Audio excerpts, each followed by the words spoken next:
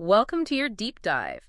Today, we're going to be looking at crowdsourcing. Ooh, crowdsourcing. Yeah, so we're going straight to the source Okay. with a book by Jeff Howe. Right.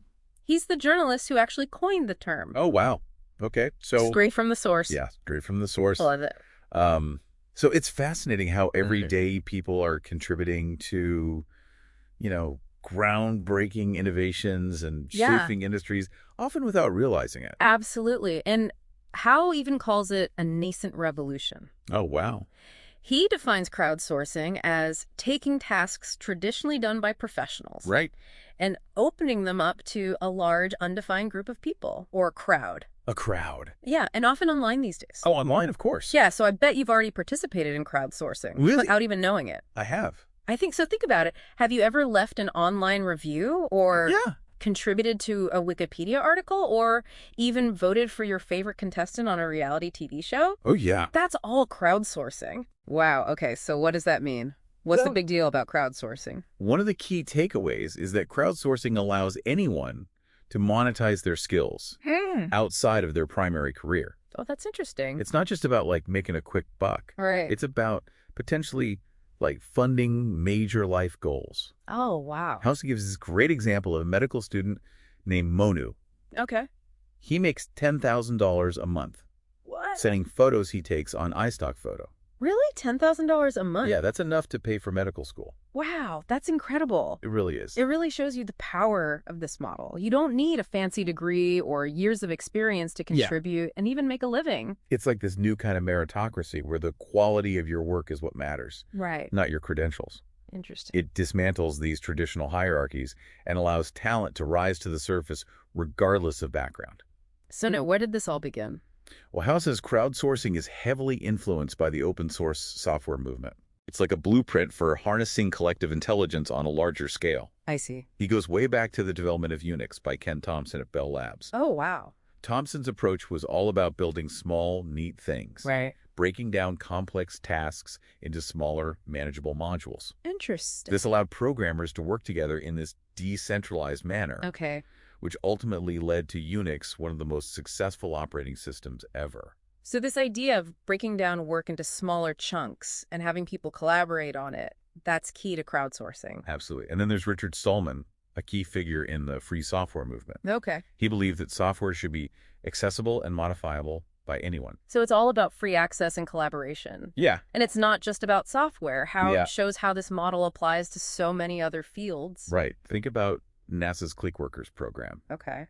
Analyzing images from Mars would take a single geologist years. Oh, wow. But NASA put the entire database online and asked amateur astronomers to help analyze the images. So even small contributions from a large group can rival the work of experts. Exactly. They were able to analyze every single image within a month Wow. with the same accuracy as professionals. That's amazing. So what else can crowdsourcing do? Well, another fascinating application is in problem solving. Okay. How it calls it crowdcasting, which is basically broadcasting a problem to a large group Uh-huh.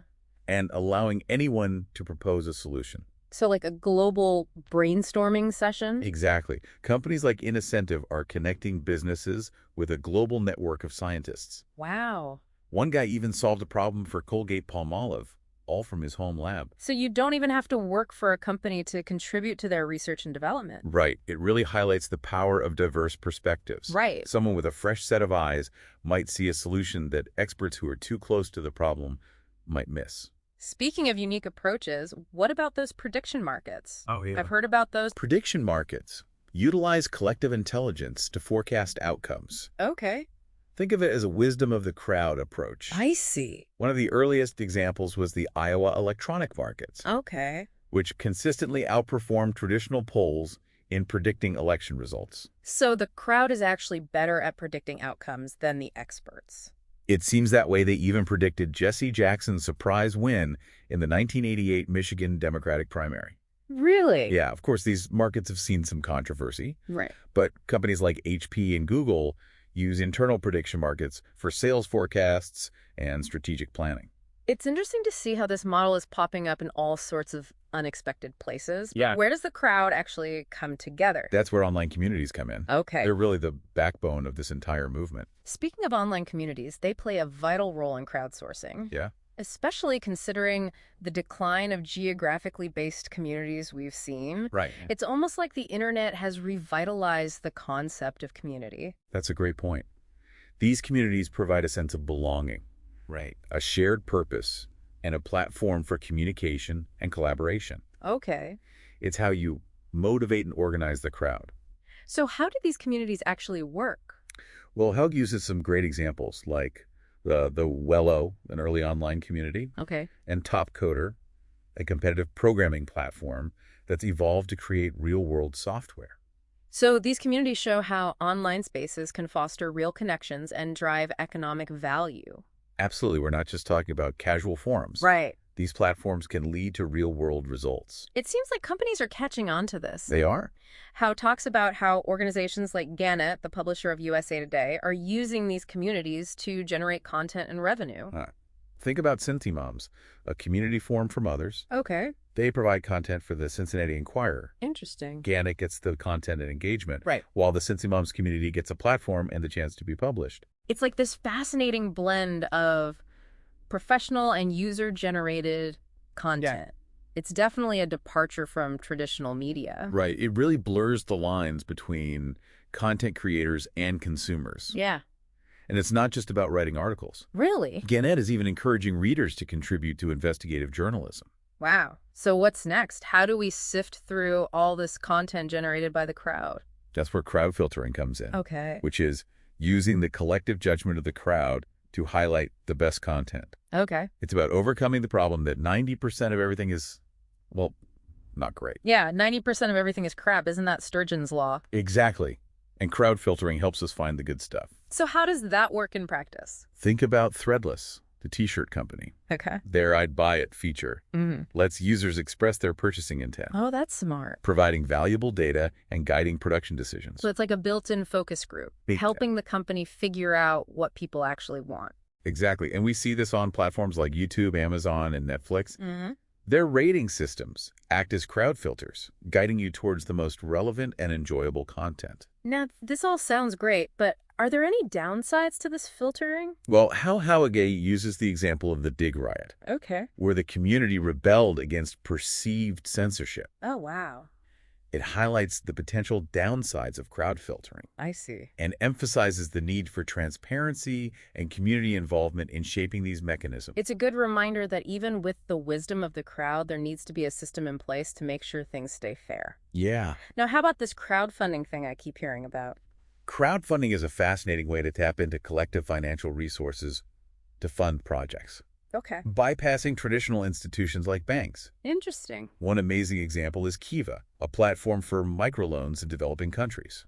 Oh, I've heard about Kiva. Yeah. People can lend small amounts of money to entrepreneurs in developing countries. Exactly. It shows how small contributions, when combined, can have a large impact. Wow. Another example is Celeband, where fans actually fund the recording of albums. Yeah, It's cutting out the record companies and empowering both the artists and the fans.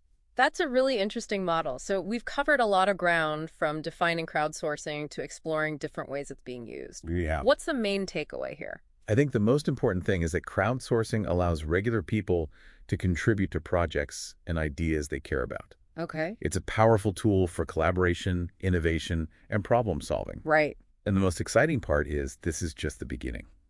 I can't wait to see what the future holds for this concept. Stay tuned as we dive into specific examples of crowdsourcing in action, looking at both the successes and failures in part 2 of our deep dive. Sounds good. Welcome back to our deep dive on crowdsourcing. We just kind of scratched the surface of how this model is changing the world. Yeah. So now let's dive into some real-world examples and see how those principles we discussed are actually playing out. Okay, so one of the most interesting examples comes from the world of media. Oh, okay. Current Right. TV. Current TV. It was co-founded by Al Gore. Okay. And get this, they were committed to viewer-created content. Whoa, wait a minute. You're telling me a TV network was actually airing stuff made by their viewers? Yep. That's wild. They were way ahead of their time. Wow. They even aired a piece called Dodging Katyushas, Okay. shot by this young guy, Jaron Galinsky, Okay. in Israel during a period of rocket attacks. Okay, now that's a story you're not going to see on the evening news. It So viewer-created content on TV sounds amazing. It does. But was it actually any good? Well, initially, they struggled to get enough high-quality content. Oh, really? Yeah. Howe points out they got tons of submissions. Okay. But most weren't ready for prime time. So it's that 90% rule again? Yeah. Even with user-generated content? Exactly. Even with user-generated content. So how did they fix it? Well, they realized they needed to be more proactive. Okay. Instead of just waiting for submissions, Right. they started actively working with talented contributors, Okay. guiding them to create content that fit their vision. Oh, interesting. They also brought in a stronger feedback system, letting viewers vote on submissions. So they were using crowd filtering to separate the wheat from the chaff. Yeah, and they were actually collaborating with their viewers Right. instead of just treating them as passive consumers. That's a pretty revolutionary concept for television. It really is. And while current TV ultimately faced some challenges, Right. it's a valuable case study Yeah. in the potential and the challenges of integrating user-generated content into traditional media. Okay, so crowdsourcing is changing how we create and consume media. Uh-huh. What other fields is it shaking up? Scientific research is another area where we're seeing amazing things happen. Oh, wow, okay. One example that really highlights the power of distributed computing is SETI at home. SETI at home. Yeah, they're using the idle processing power of millions of computers worldwide Oh, wow. to analyze data from radio telescopes, all to search for signals from extraterrestrial intelligence. Wait, so my computer could be helping to search for aliens right now. It could be. That's so cool. It really is. It's created a virtual supercomputer that can do calculations no single machine could handle. Exactly. It's a perfect example of how we can combine the resources of regular people to achieve extraordinary things. It makes you wonder what other scientific mysteries we could solve this way. Absolutely. Yeah. Howe also talks about how companies like Eli Lilly are turning to crowdsourcing to accelerate drug discovery. Interesting. They use platforms like Incentive to tap into a global network of scientists to solve tough research problems. It's like a global brain trust. Yeah. So they're basically saying, hey, world, we've hit a wall. Can anyone help us out? Exactly, and it's working. One scientist, Jill Panetta, Okay. even left her traditional lab to work for Incentive. Yeah, she was disillusioned with the limits of academia I see. and found a renewed sense of purpose working on a platform that connected her with a diverse range of challenges Right. and a global community of researchers. That's inspiring to see how crowdsourcing is not just about efficiency, Yeah. but also about empowering individuals Right. and opening up new possibilities. It is. Now, you mentioned crowdfunding earlier. I did. What are some cool examples of that in action? Well, we talked about Kiva, Yeah.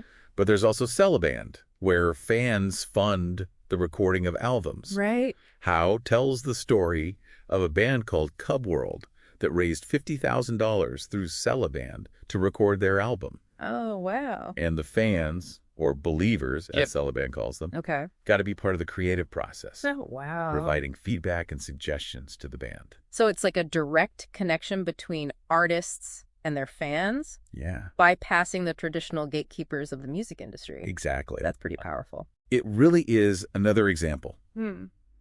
Howe highlights is A Swarm of Angels, a film project by Matt Hansen. Okay. He wanted to make a film completely outside of the studio system, raising $2 million through small contributions from thousands of people. So he's basically turning his audience into producers. Exactly. It was a bold experiment Yeah. to democratize filmmaking, Right. giving fans a voice in the creative process. Now, what about product development? Yeah. Is crowdsourcing making its mark there? Absolutely. Yeah. Companies are using it to generate ideas, refine designs, and even create entirely new products. Yeah. Okay. Dell, for example, has its IdeaStorm platform, Okay. where customers can submit ideas for new products and features. So they're not just guessing what people want, they're actually asking. Exactly. It's like a direct line of communication between Dell and its customers. That's smart. And they've taken it a step further with their concept shop, Okay. where they actually produce and sell products based on ideas submitted through IdeaStorm. Wow. So they're actually putting their money where their mouth is. They're not just listening, they're acting. Exactly. Lego is another great example. Lego. They've always encouraged their fans to be creative. Right. But now they have Lego Kusu, Okay. a platform where fans can submit their own Lego set ideas.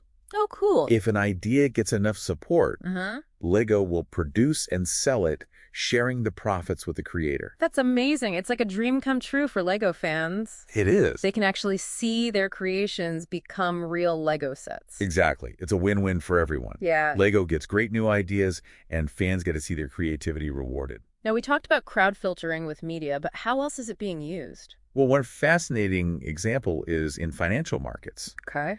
There's a platform called Marketocracy that tracks the investment decisions of thousands of amateur investors. Okay. They identify the most successful ones All right. and create a virtual mutual fund based on their collective wisdom. So they're basically saying, forget Wall Street. Let's see what the crowd thinks. Exactly. And what's amazing is that this fund, called the Marketocracy Masters 100, Okay.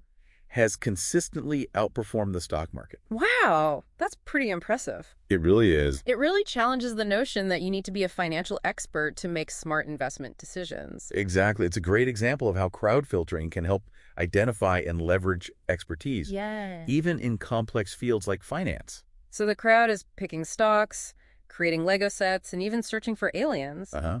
What else are they up to? Well, one of the most significant and potentially disruptive applications of crowdsourcing is in collaborative production. Collaborative production. What does that even mean? It's basically harnessing the power of the crowd to create complex products and systems, Okay. things that were traditionally done by large hierarchical organizations. Okay, give me an example. Think of Wikipedia, the online encyclopedia that has become the go-to source of information for millions of people. Right. It's entirely created and maintained by a global community of volunteer editors. Wait, so anyone can just edit Wikipedia? Pretty much. Isn't that a recipe for disaster? Well, it certainly has its challenges, Yeah. but it's a testament to the collective knowledge and dedication of the Wikipedia community. Right. It's a remarkable achievement, showing that a decentralized collaborative approach can create something truly extraordinary. Okay. I have to admit that is pretty impressive. What other examples of collaborative production are there? The Linux operating system is another prime example. Oh, yeah. It's developed and maintained by a global community of programmers, Right. and it's become incredibly robust and widely used. Yeah. It powers everything from servers to smartphones. So even something as complex as an operating system can be created through crowdsourcing. Yeah, That's amazing. right. And it challenges the idea that you need a big corporation with tons of resources Yeah. to create something of that scale. Now, all this talk about collaboration and community is making me think about those online games where people team up Yeah, to achieve a common goal. Is that a form of crowdsourcing too? it absolutely is. Yeah.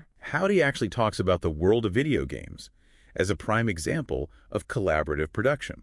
Interesting. He talks about modding, where players create their own modifications and extensions for existing games. Oh, yeah, I've heard about that. Yeah. It's like taking a game and making it your own. Exactly. And these mods often introduce new gameplay elements, characters, and even entire storylines, Wow. breathing new life into games and extending their lifespan. So it's not just about playing the game, it's about becoming a co-creator. Yeah, That's pretty cool. it is. And there's some amazing success stories. No, yeah. Take Counter-Strike, for example. Counter-Strike. Yeah, it's a hugely popular first-person shooter game Right. that actually started as a mod for the game Half-Life. Wait, so one of the most popular games in the world started out as a fan-made modification. It did. That's incredible. It is. The creators of Counter-Strike were just passionate fans Wow. who wanted to create a new gaming experience. Right. And their mod became so popular that Valve, the company behind Half-Life, Right. hired them and officially released Counter-Strike as a standalone game. That's an amazing story. It is. It shows that even in the competitive world of video games, Yeah, collaboration and community can lead to incredible things. absolutely. And this collaborative spirit is extending beyond just games and software. Okay. It's changing how we think about work itself. Okay. I'm intrigued. Tell me more. Well, there's this whole new world of labor marketplaces emerging. Okay. These platforms connect businesses with individuals willing to perform tasks for a fee, Right. often breaking down complex projects into smaller, more manageable units. So instead of hiring a full-time employee, you can just tap into this global pool of workers Yes. to do specific tasks. Exactly. One of the most well-known platforms is Amazon Mechanical Turk, Okay. or MTurk. MDiv. Businesses post tasks, or HITs, human intelligence tasks, Okay. and individuals can choose to complete them for a small payment. What kind of tasks are we talking about? It can be anything from Simple things like data entry and image tagging to more complex tasks like writing product descriptions or transloading text. So it's like a digital marketplace for work. Exactly. It's been praised for providing flexible work opportunities Right. and for being a cost-effective solution for businesses. But it sounds like there could be some downsides to this model, too. You're right, it's not without its critics. Yeah. Some people have raised concerns about low wages and lack of worker protections. That's a valid concern. It is. It's important to make sure that people are being treated fairly, even in this new world of digital work. Absolutely. And there are other labor marketplaces like Odesk and Elance Okay. that connect businesses with freelancers for longer-term projects. Oh, okay. The pay is generally better. Right. But there are still challenges in ensuring quality control and managing communication and collaboration. It seems like this whole world of crowdsourcing is both exciting and a little bit daunting. Yeah. We've seen all the amazing things it can do. But what are some of the potential pitfalls we need to be aware of? Well, as with any powerful tool, there are risks if it's not used responsibly. Right. One concern is the potential for groupthink, Groupthink. where the desire for consensus stifles dissent and leads to bad decisions. So even with the wisdom of the crowd, things can go wrong if people aren't encouraged to think critically Yeah, and challenge the status quo. exactly. Yeah. We also need to be mindful of the potential for exploitation of workers in these labor marketplaces. Right. We need to make sure that people are being paid fairly and treated ethically. It's like anything else. New technologies bring new opportunities and new challenges. It's Yeah. up to us to figure out how to harness the power of these tools while mitigating the risks. You're absolutely right. And there's also the challenge of quality control. Right. When you're relying on a large group of people with varying levels of expertise, you need to have systems in place to ensure that the work meets the desired standards. So it's not just about throwing a task out to the crowd and hoping for the best. Right. You need to have structure and oversight to make sure things are done right. Exactly. And managing these large-scale projects can get complex. Yeah. You need clear goals, well-defined roles, and effective communication to keep everything on track. It sounds like building and managing a strong community is crucial to the success of any crowdsourcing project. You're absolutely right. It's not just about the technology or the platform, it's about the people. We've seen how crowdsourcing is changing everything from how we make movies to how we do scientific research. Yeah. Now, I'm curious to hear what Howe thinks about the future of this movement. That's what we'll explore in the final part of our deep dive. Okay. Stay tuned as we delve into some thought-provoking predictions and consider the potential impact of crowdsourcing on our society and our lives. Welcome back to our deep dive on crowdsourcing. We've seen how it's changing the world from funding albums to discovering new drugs, and now let's put on those future goggles and see where this all might be headed. Well, in his book, Jeff Howe compares crowdsourcing to the early days of the internet. A technology with massive potential that people were only just beginning to understand. That's a great analogy. Just like the internet revolutionized communication and commerce, crowdsourcing seems poised to fundamentally change how we approach problem-solving innovation and maybe even how we govern ourselves. Exactly. Howe Kaminsky sees crowdsourcing as still being in its early stages, with its full impact yet to be felt. Okay. He highlights several areas where it could have a major impact, and one that's particularly interesting is education. Oh, education. That's a big one. How does he see crowdsourcing changing education? He envisions traditional institutions being disrupted by online platforms that use crowdsourcing to create personalized learning experiences. Oh, wow. Imagine students from all over the world, Yeah. connecting with experts, accessing learning materials created by a global community, and collaborating on projects. Wow, that's like a global open source university, Yeah, accessible to anyone with an internet connection. It would completely change the game for people who don't have access to traditional education or who learn best in non-traditional ways. precisely. It would democratize access to knowledge and allow for truly personalized learning tailored to individual needs and goals. So crowdsourcing could disrupt education. What other areas does Howard see it impacting? Healthcare is another big one. Healthcare. He talks about accelerating medical research, developing new treatments, and even providing personalized healthcare advice, all through the power of the crowd. Wow. There's a platform called Patients Like Me, Okay. where patients with similar conditions can connect, share their experiences, and contribute to research. It's like patients becoming active participants in their own healthcare and in the search for new cures. Exactly. Howe also imagines a future where individuals can input their health data and receive customized recommendations from a crowd of medical experts. It would be like having a personalized team of doctors and advisors right at your fingertips. And it could make healthcare more affordable and accessible to people around the world. Okay, so crowdsourcing could revolutionize how we learn and how we take care of ourselves. What about how we govern ourselves? Does Howe see crowdsourcing changing politics? Absolutely. He talks about crowd law, Crowd law? where citizens could contribute to the development of legislation and policy. Okay. Imagine a platform where people can propose new laws, provide feedback on existing ones, and even vote on policy decisions. That's like taking direct democracy to a whole new level. Yeah.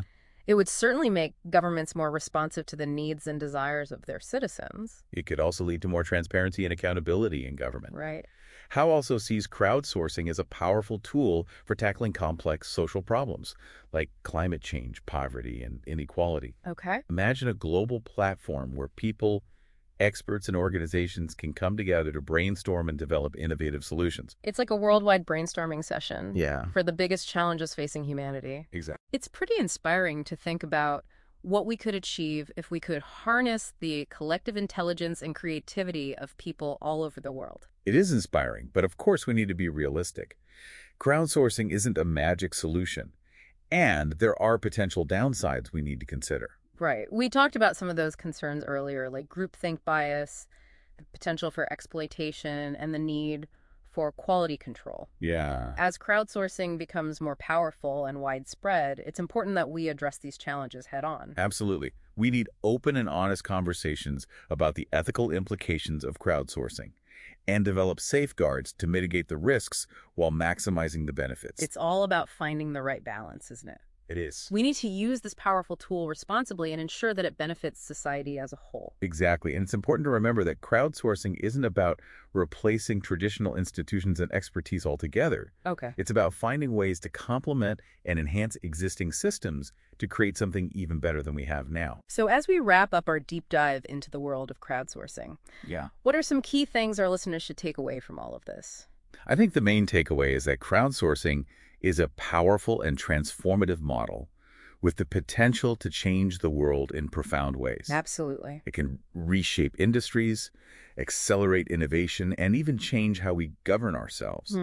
But we need to use it wisely, address the challenges, and always remember that it's ultimately about people working together to create a better future. That's a great way to put it. Thanks for joining us on this incredible journey into the world of crowdsourcing. Of course. We hope you've learned something new and that you'll continue to explore this fascinating and rapidly evolving field. Until next time, keep diving deep.